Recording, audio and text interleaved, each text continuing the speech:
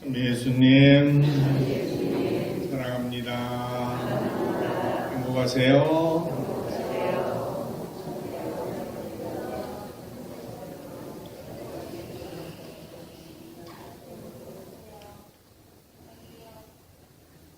지난 한 주간 날씨가 매우 추웠는데 평안하셨습니까?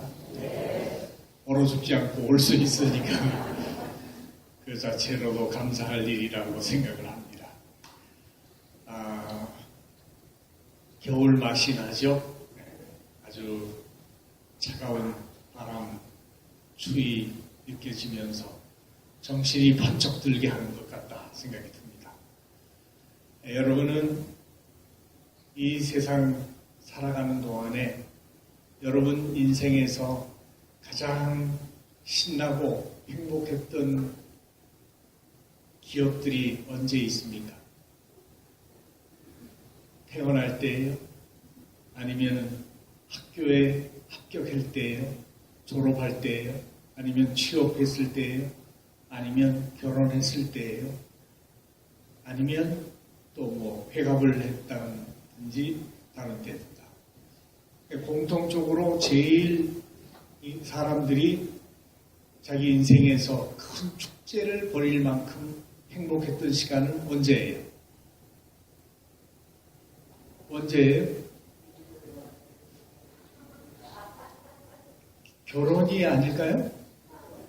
잔치죠. 잔치. 그래서 결혼을 잔치라고 얘기하잖아요. 혼인을. 그래서 잔치를 평생에 나 때문에 할 수 있는 경우가 몇 번 있나 한번 생각해 보세요. 그것도 가장 큰 잔치를 하는 것은 아마 혼인이지 않을까 생각이 들죠. 그렇지 않으면 내가 죽은 다음에 장사 지낼 때 아마 가장 많은 사람들이 올 수 있을 테니까 아마 그렇게 생각하면 일반적으로 배우자를 만나 혼인하는 그때가 어쩌면 우리 일생에서 가장 신나고 행복한 축제의 시간이었다. 이렇게 표현할 수가 있습니다. 근데 그렇게 시작된 축제가 아직도 계속 이어지고 있을까? 아니면 축제가 되고 있을까? 이런 생각을 해보면서 이제 오늘 이 복음 말씀을 묵상해 보면 좋을 것 같습니다. 금년 들어 이제 세 번째 주일입니다. 그리고 연중 제2주일인데 오늘 우리는 이 예수님이 제일 먼저 하느님 나라의 복음을 선포하시면서 첫 번째 기적을 행한 장면을 목격하게 됩니다. 그 기적, 그 표징을 어디서 행하셨느냐 하면 바로 잔치집에서 행하신 거예요. 그러니까 잔치집에서 행하셨다고 얘기할 때 주인공이 누구여야 될까요? 원래는 신랑 신부죠? 신랑 신부인데 신랑 신부가 누군지 나오질 않아. 다만 예수님과 성모님이 그 잔치에 촉배를 받으셨다 하는 사실이 나오고 그런 상황 속에서 그 잔치집에 술이 떨어졌다. 우리가 생각하기에는 잔치가 하루 동안 잠깐 이렇게 예식장에서 하면서 그러지만 옛날에는 꽤 여러 날 했죠. 신부집에서도 하고 신랑집에서도 하고 그렇게 했는데 이 이스라엘이나 중동에서는 일주일 동안 이어져요, 잔치가. 그래서 신랑집에서 잔치가 일주일 동안 먹고 마시고 춤추고 노래 부르고 아주 밤낮 없이 신나니까 술을 넉넉히 준비해 놓지 않으면 곤란한 일이 벌어지는 거예요. 근데 예수님과 성모님이 참여했던 그 잔치집에 술이 떨어진 거예요. 근데 그것을 제일 먼저 알아차리고 예수님께 부탁한 분이 성모님이셨다. 이 부분을 우리가 좀 더 깊이 묵상해 보면 좀 좋을 것 같습니다. 잔치란 굉장히 즐겁고 행복한 축제라고 볼 수 있는데 왜 예수님은 이 첫 번째 표징을 잔치라고 하는 이 혼인식에서 행하셨을까? 그 표징을 보여주셨을까? 이걸 통해서 우리에게 전하고자 하는 메시지는 뭐냐면 우리의 인생은 축제여야 된다. 하느님이 우리에게 바라시는 우리의 인생은 축제가 되어야 된다는 이야기예요. 잔치가 되어야 된다. 근데 잔치가 되려면 뭐가 필요해요? 첫 번째, 자기 혼자만 잔치할 수 없죠? 자기가 기쁜 일이 생기면 그 기쁨을 함께하기 위해서 많은 사람들을 초대를 합니다. 그래서 많은 사람들이 모여서 함께 그 기쁨을 나누는 것을 우리가 잔치라고 얘기를 해요.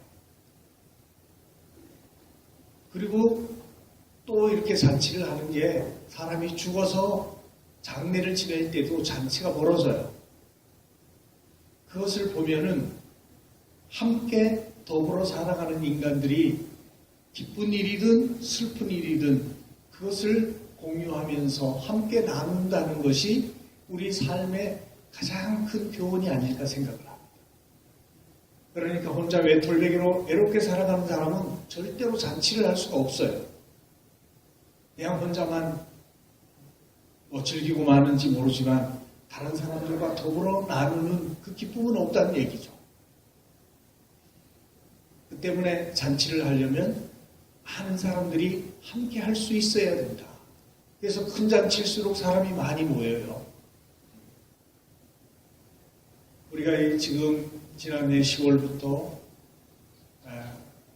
세계 시노드, 세계 주교 대의원 회의를 개최해서 내년 10월까지 이어지는데 이 시노드의 주제 자체가 뭐냐 하면 함께 걸어가는 여정이라고 하는 표현을 해요. 그러니까 우리의 삶은, 교회는 혼자 살아가는 것이 아니라 아이부터 어른까지, 장애인부터 건강한 사람, 배운 사람, 못 배운 사람, 남자, 여자 모두가 같이 어우러져서 잘났건 못났건 손잡고 함께 그 잔치에 참여하는 것과 같다.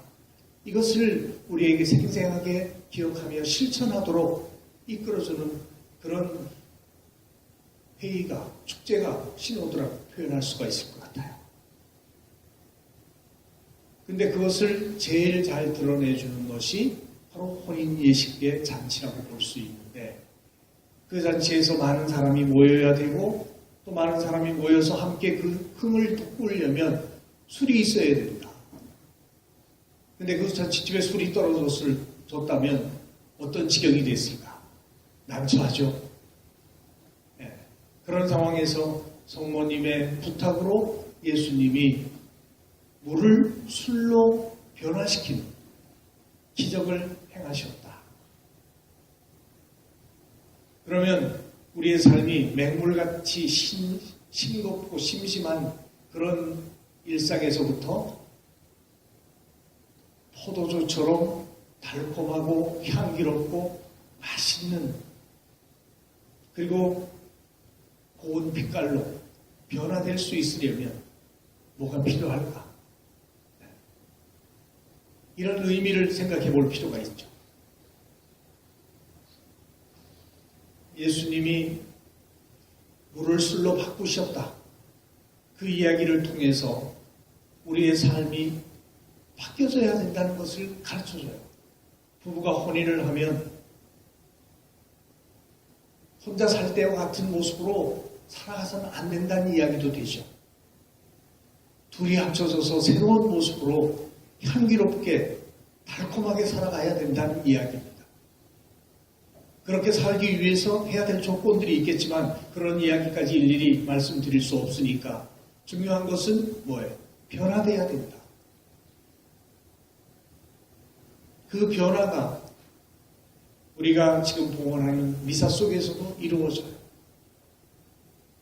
이 빵이, 포도주가 이제는 뭐예요?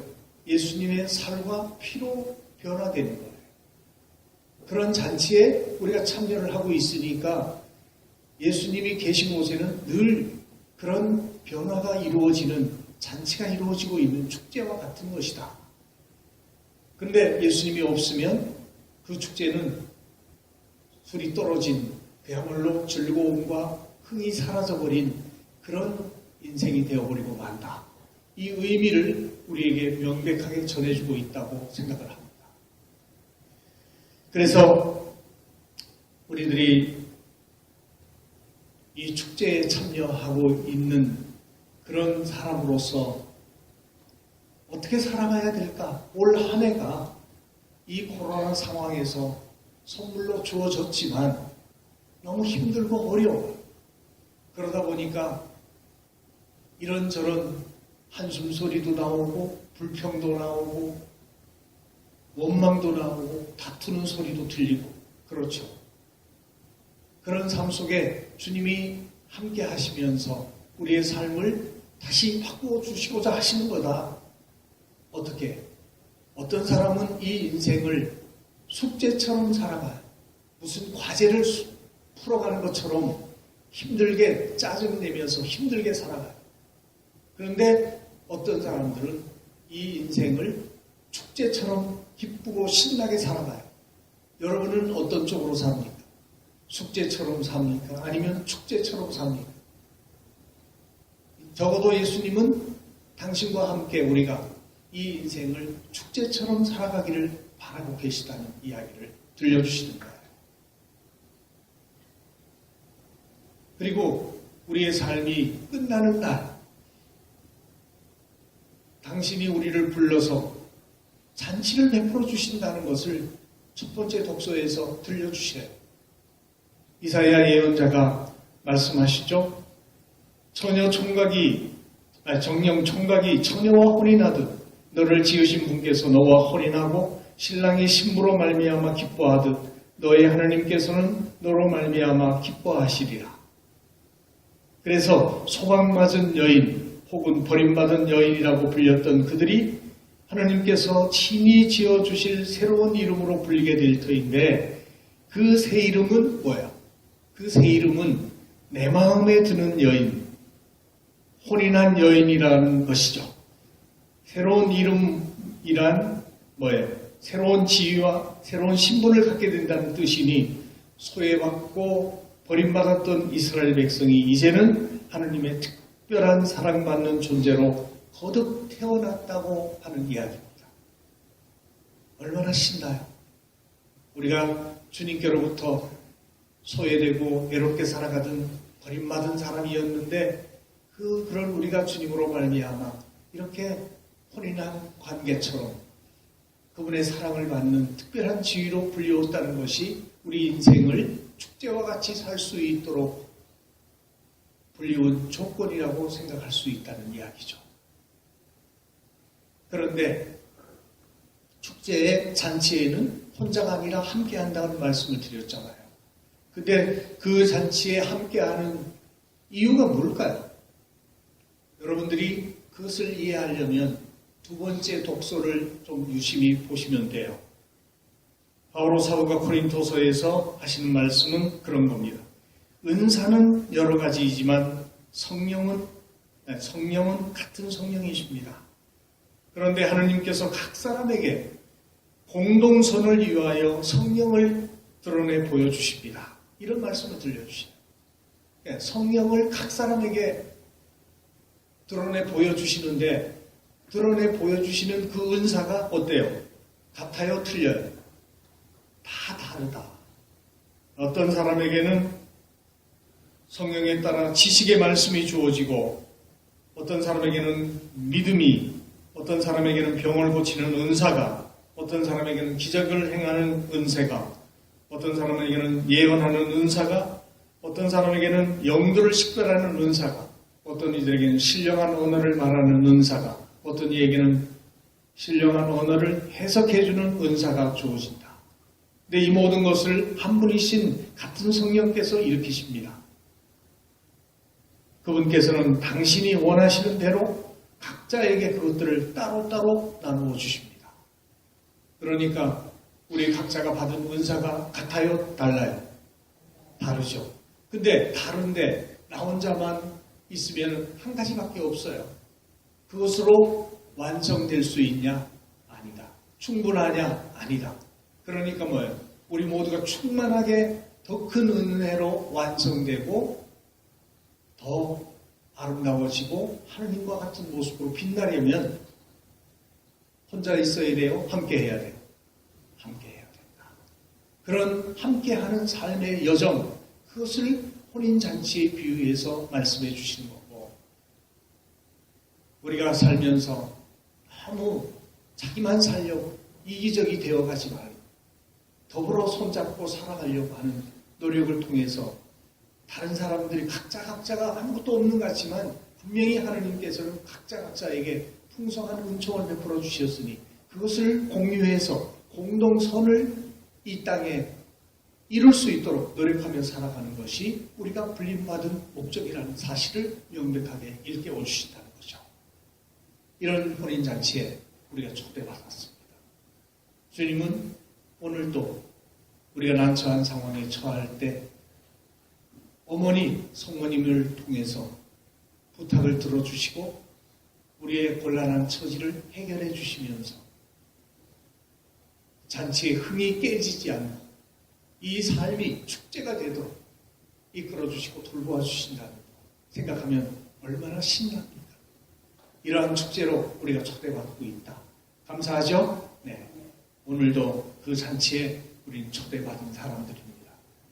그 감사한 마음을 갖고 기쁘게 살아갑시다. 올 한 해 무거운 짐처럼 생각하지 말고 정말 혼인잔치를 하는 축제와 같이 기쁘게 살아가면서 살아가고 하나님께 영광을 드릴 수 있는 복된 나날이 되었으면 좋겠습니다. 그런 은총을 청하면서 열심한 마음으로 미사에 참여합시다. 잠깐 묵상하시겠습니다.